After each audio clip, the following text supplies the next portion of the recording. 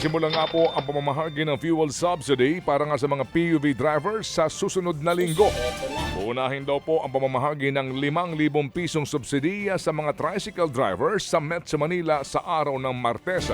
Sa araw po isusunod ang mga tsuper ng jeepney, taxi at ride-hailing services at palalawigin pa raw ang pamamahagi sa ilang pang mga bahagi po ng ating bansa. Nasa 30 bilyong piso raw ang inilaan ng gobyerno para dito. At ayon po kay DSWD Secretary Rex Gatchalian, posibleng mamahagi ulit ang gobyerno ng subsidiya kung tatagal pa ang sigalot sa gitnang silangan. Samantala mga kapatid, sa usapin pa rin po ng pagsirit ng presyo ng produktong petrolyo. Aabot po sa 500 reklamong natanggap ng Department of Energy o DOE tungkol po sa mga gasolinahang nananamantala daw sa gitna ng krisis sa langis. Ang mga nasabing reklamo tungkol po sa labis-labis na pagtaas ng singil sa produktong petrolyo. Bagamat aminadong ahensya na wala silang magagawa para makontrol ang presyohan ng mga gasolinahan, pagpapaliwanagin daw ng DOE ang mga abusadong oil companies at maging retailers. Samantala pa rin, naghahanap po raw ang DA ng ilang pang mga paraan para mapondohan ang fuel subsidy para nga sa mga magbubukid. Sa ngayon daw ho kasi nasa 150 milyong piso lamang ang hawak na pondo para sa naturang subsidiya.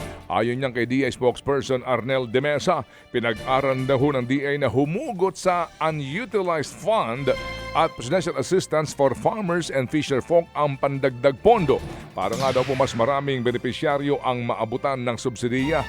At tinitignan din daw ho ng DA ang paghugot sa hindi nagamit na fuel subsidy fund noong nakaraang taon. Samantala sa programang ito mga kapatid, sinabi po ng Suki Consumer Network na hindi napupuna ng DTI dahil ang tanging produkto daw po o hindi napupuna ng DTI ang patuloy na pagtaas po ng presyo ng mga produkto sa palengke at supermarket dahil ang mga tanging produkto na binabantayan nila ay ang may SRP sa mga pamilihan.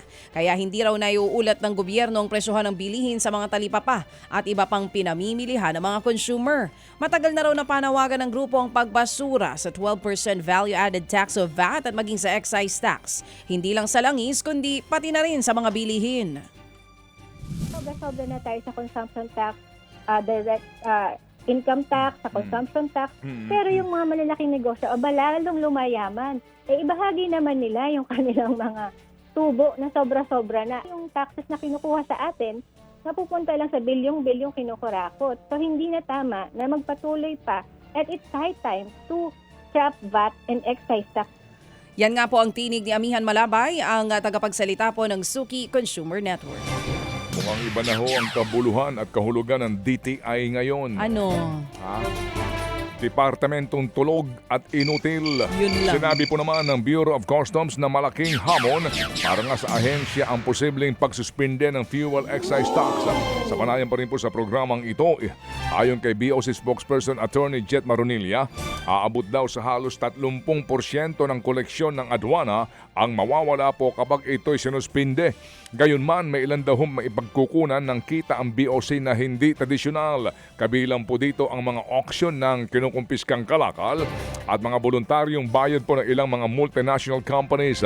Nauna nga pong nagbabala ang BOC tungkol sa laki ng kita na mawawala sa gobyerno kapag tuluyang inalis ang fuel excise tax. Challenge po kasi 30% po nung collection namin yung mawawala dito, and mukhang sa history namin hindi pa po na-cover yan ng aming non-traditional sources of revenue.